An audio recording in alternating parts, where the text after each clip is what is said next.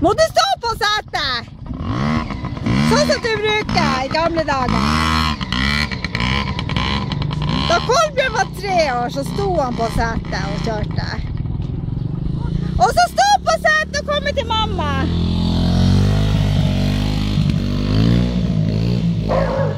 Nei! Ring!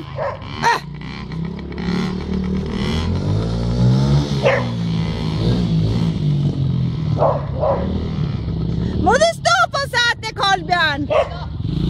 Hit da, kom her! Kom her! Må du stå på setet? Ja, nei, det vil han ikke.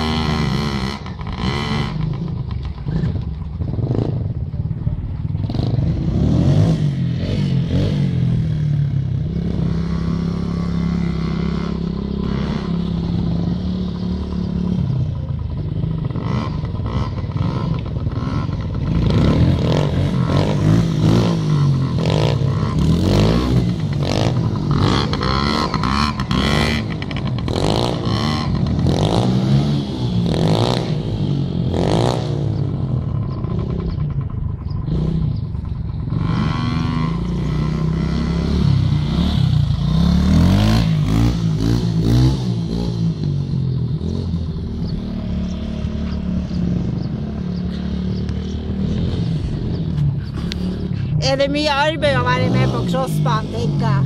Hæ? Er det mye arbeid for å tenke å være med på crossbanen? Ja, det er rull rundt! Rull rundt, tenker jeg! Rull rundt! Å, så flink! Nei, å nei, å nei, å nei, så flink! Ja, å! Så flink!